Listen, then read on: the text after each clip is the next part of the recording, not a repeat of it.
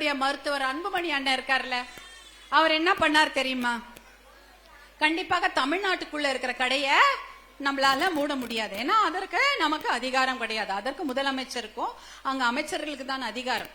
ஆனா தமிழ்நாட்டுக்குள்ள இருக்க கடையை மூட முடியாது. ஆனா நெடுஞ்சாலைன்னு சொல்லுவாங்க தெரியுமா, தேசிய நெடுஞ்சாலை, அதாவது நேஷனல் ஹைவேஸ்.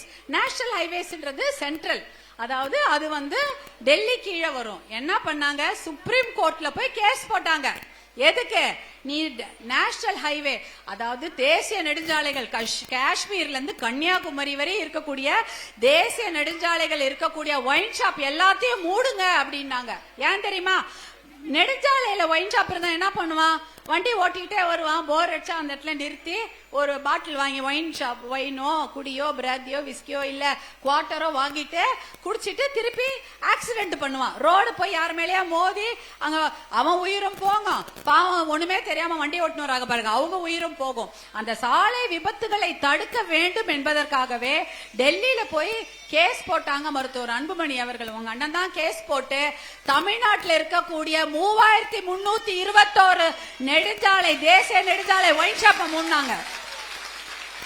3321 ஒயின் ஷாப்பு, தேசிய நெடுஞ்சாலைகள் தமிழ்நாட்டில் மட்டும் மூடியது மருத்துவர் அன்புமணி அவர்கள் தான். அதுவும் உங்களுக்காக தான். நம்மளுடைய குடும்பம் நல்லா இருக்கணும், நம்ம பிள்ளைகள் நல்லா இருக்கணும், நம்ம வீட்டுக்காரங்க பத்திரமா வீடு சேரணுன்றதுக்காக தான் இந்த கேஸ். அதுக்கெல்லாம் எவ்வளோ கஷ்டப்பட்டு அந்த கேஸ சுப்ரீம் கோர்ட்ல ஆடி அந்த ஜட்ஜ்மெண்ட்டை வாங்கிட்டு தேசிய நெடுஞ்சாலைகள் இருக்கக்கூடிய ஒயின் ஷாப்புகளையும் சாராய கடைகளையும் தமிழ்நாட்டில் மட்டும் 3321 மூடினாங்க. எதற்காக இதெல்லாம் செஞ்சாங்க? எதற்காக? நம்ம பசங்க நல்லா இருக்கணும், அதானே?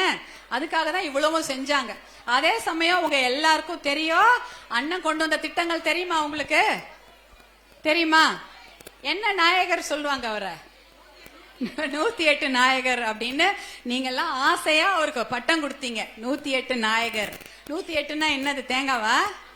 108 படியா? 108 ஜபமா? இல்ல, ஆம்புலன்ஸ்.